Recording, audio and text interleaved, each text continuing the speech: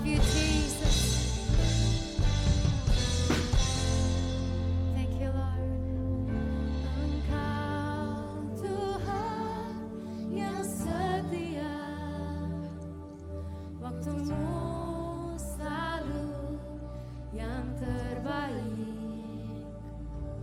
Engkau Tuhan sandaranku, dan ku hanya kan berharap padamu. Satu-satunya yang ku andalkan, satu-satunya yang ku percaya. Engkau sumber kekuatan, sumber pengharapan, sumber kedamaian. Satu-satunya yang ku andalkan, satu-satunya yang ku percaya. Engkau Tuhan memberkati, Tuhan penyembuhku, Tuhan pemulihku. Joy, sama-sama nyanyikan. Engkau Tuhan yang setia, yes Lord, waktumu selalu yang terbaik. Katakan engkau Tuhan. Engkau Tuhan sandaranku, dan ku hanya kan berharap padamu. Angkat tangan kita sama-sama. Satu-satunya yang ku andalkan, satu-satunya yang ku percaya. Engkau sumber kekuatan, amin, sumber pengharapan, sumber kedamaian. Satu-satunya yang ku andalkan, satu-satunya yang kami percaya. Tuhan, engkau Tuhan memberkati, Tuhan penyembuhku, Tuhan pemulihku. Teman-teman Joy, angkat kedua tangan kita sama-sama. Satu-satunya yang ku andalkan, satu-satunya yang ku percaya. Engkau sumber kekuatan, yes Lord, sumber pengharapan, sumber kedamaian. Segala-galanya bagi hidup kami Tuhan. Satu-satu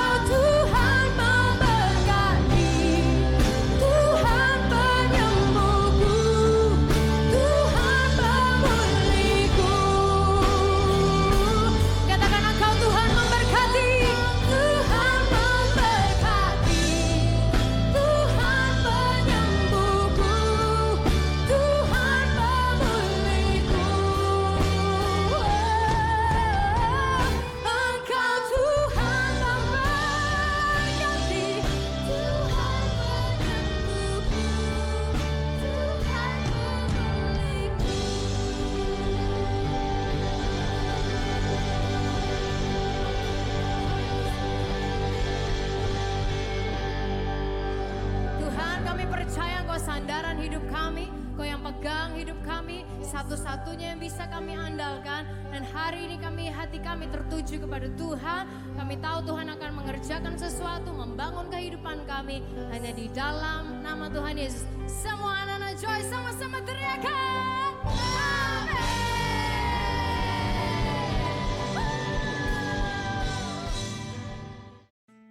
Halo semuanya, halo adik-adik yang ada di rumah. Ketemu lagi dengan Uncle Ganda. Welcome to Joy Kids Online Service. Dan sebelum kita melakukan segalanya, kita mau seperti biasanya, kita mau yel-yel dulu. Untuk yel-yel, Uncle Ganda nggak sendirian, mau manggil teman-teman yang lain. Bisa masuk dulu, ya.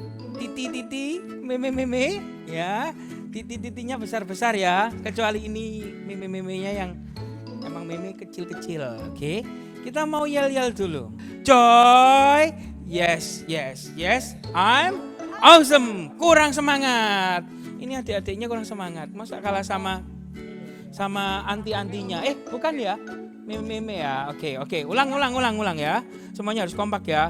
Joy, yes, I'm awesome. Oke. Tanpa berpanjang lebar, kita mau main games, oke? Mau main games. Kita ceritanya adalah main games estafet. Sebenarnya mau ngajaknya yang gede-gede, cuman sekali lagi Uncle Ganda kepingin anak-anak juga, adik-adik kecil ini juga bisa ikut gitu. Jadi mereka boleh main, oke? Boleh main ya, oke ya, oke. Satu ada di sana. Nanti kembali sini, kembali sana. Siapa yang paling cepat? Ya benar. Ya betul, oke. Jadi nanti dimulai dari sini, Uncle Max ke Uncle Jason di sana, Uncle Jason, dan terakhir Mimi ke sana ya, terakhir ya. Tapi tos dulu, nggak boleh keluar garis, oke? Oh ya, karena social distancing ya, jadi harus pakai siku aja. Tes, coba nih. Siku. Nah, gitu. Gini ya. Gitu ya. Oke. Oke ya, siap ya.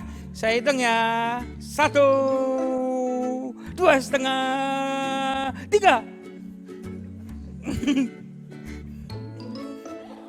Loh, belum. Mundur lagi. Nah, ini simulasi, masih simulasi ya, masih uji coba ya. Angkelnya juga masih uji coba, oke? Oke, ulang ya. 1. Harus ditos dulu gini baru boleh jalan. Enggak boleh, oke? 1, 2, 3.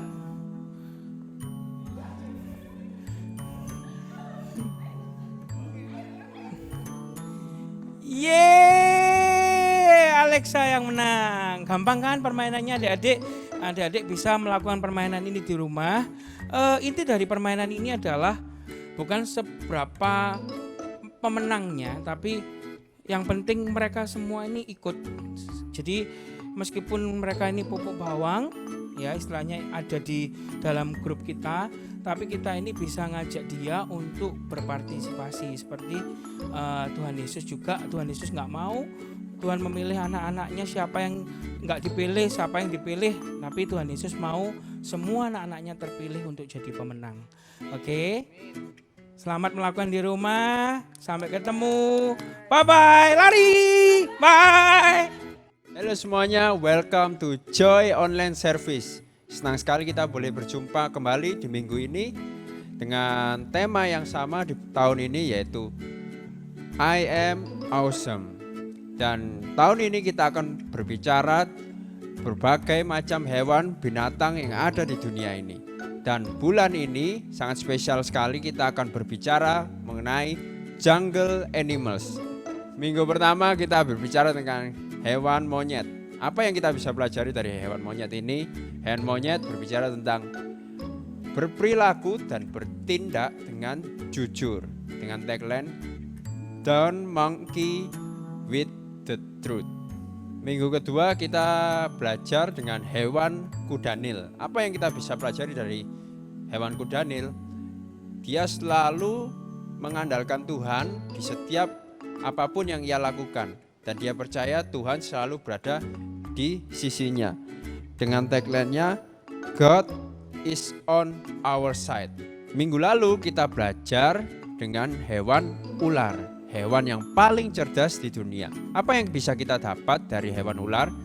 Melalui ular kita belajar untuk hidup dengan bijak, bertindak dengan bijak, dan berkata dengan bijak. Dengan tagline-nya Be Smart. Dan minggu ini kita belajar dengan hewan dengan lari yang paling cepat di dunia, yaitu cheetah. Dia bisa melarikan diri dari kejaran musuh, bahkan dia bisa mendapatkan mangsanya dengan cepat, dengan larinya yang kencang. Melalui cheetah kita belajar bahwa secepat apapun kita berlari, kita tidak bisa berlari dengan rencana atau ketetapan yang Tuhan sudah rencanakan bagi kehidupan kita. Sementara kita, anak-anak manusia, semakin cepat kita berlari, kemanapun kita pergi, kita tidak bisa menjauhi kasih karunia dan rencana yang Tuhan telah tetapkan bagi kehidupan kita. So tagline-nya hari ini adalah We can run away from God. Hari ini kita belajar mengenai seorang nabi yang sangat besar, dengan dia mengarang buku yang sangat banyak di Alkitab kita yang namanya Saulus. Di awal kisahnya, dia adalah seorang penjahat, banyak membunuh orang Kristen. Ceritanya adalah sementara itu Saulus terus saja ingin mengancam dan membunuh pengikut-pengikut Tuhan Yesus. Ia pergi kepada Imam Agung dan minta surat kuasa untuk pergi kepada pemimpin-pemimpin rumah ibadat orang Yahudi di Damsyik, supaya di sana dia bisa datang dan banyak membunuh orang-orang Kristen seperti yang ia lakukan sebelum-sebelumnya. Sementara itu ketika dia perjalanan menuju ke Damsyik dengan teman-temannya, tiba-tiba ada cahaya memancar dari langit yang membuat Saulus melihat terang, dan di situ Tuhan berbicara pada Saulus. Tuhan berkata kepadanya, "Saulus, Saulus, apa sebabnya engkau menganiaya aku?" Saulus menjawab, "Siapakah engkau Tuhan?" Tuhan menjawab, "Akulah Yesus, aku yang engkau aniaya. Tetapi sekarang bangunlah dan masuklah ke kota.